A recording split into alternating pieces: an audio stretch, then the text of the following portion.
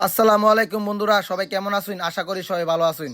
তো আজকে 21শে ফেব্রুয়ারি উপলক্ষে আমরা চলে যেতেছি আমাদের স্কুলের অনুষ্ঠানের মধ্যে। আমার পাশে যে বাউন্ডারি দেওয়াল একটা গেট দেখতেছেন, এটি হলো সরাইল থানা চুন্টা ইউনিয়ন বড়াইলের কবরস্থান।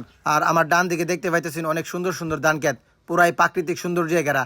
তারপর আমরা ডিং ডিং করতে করতে বাজারে চলে এলাম। বাজারে চলে আয় দেখি বাহ কি সুন্দর সুন্দর হেলিকপ্টার দাঁড়িয়ে আছে। আর দেখতেই পাইতেছেন প্রত্যেকটা দোকানের মধ্যে লাগায় রাখছে লাল সবুজের পতাকা। আর সেই পতাকাগুলোকে যে যার মতো শ্রদ্ধা জানাইতেছে। আর এইটা দেখতে দেখতে আমরা চলে এলাম রিস্কা স্টেশনের মধ্যে। রিস্কা মামা বলো তোমরা কি এখানে নামবা নাকি সামনে যাইবা? আমরা রিস্কা মামাকে বললাম না মামা, আমাদেরকে স্কুলের সামনে নিয়ে দিয়ে আসেন। তারপর মামা ডিং ডিং করতে এগোতে লাগলো। এভাবে আগাইতে আগাইতে আর একটু সামনে গিয়ে দেখি একটা হেলিকপ্টার ভুল জায়গায় ল্যান্ড করে ফেলছে। তারপর আমরা এই সমস্যার সমাধান করে চলে এলাম অনুষ্ঠানে। কিন্তু সেই অনুষ্ঠান আমাদের না, সেইটা হলো হাঁস আর মুরগিদের। তারপর এই হাঁস মুরগিদের অনুষ্ঠান পার হয়ে যাইতেছে আমাদের অনুষ্ঠানে। এই যে ওহন দেখতেছি না, আমরা তিনজনতে কিন্তু একজনেরও নাই, তিনজনতে তিনজনের দেওয়া যায় না। তারপর আমরা চলে এলাম চুনটা এসি একাডেমি উচ্চ বিদ্যালয়ের মধ্যে। তারপর দিকে একটা মানুষও নাই, আমরা হারোয়া লইছি। হারনের পরে একটু পরে আবার যাইছি, আবার ঢুকে দিই মায়া গু মায়া, কতলা ফুলাফান কতলা বিলাই। আসলে আমরা দেরি করে হওয়ার কারণে আয়া দেখি সব বিলেজ ফুলেজ জের জিমে বাইক যেতেছে গা, একটা মানুষও নাই, কম কম।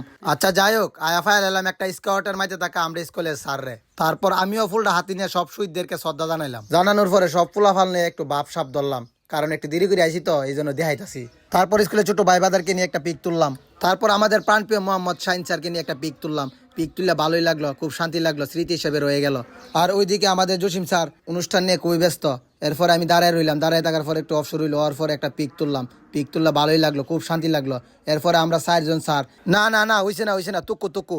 আর ওইদিকে আমাদের স্যার চশমা ডলতে ডলতে জায়গা চয়েস করতে লাগলো কোন জায়গায় ছবি তুলবো। তারপর আমরা গিয়ে একটু ফাঁকা জায়গায় গিয়ে দাঁড়াইলাম, স্যার একটু বাপ সাপ নিতেছে, নেওয়ার পর একটা ছবি তুললাম। আর আমগো স্যারে মার্শাল্লাহ দিলে একটু সালমান খানের মতোই লাগতেছে।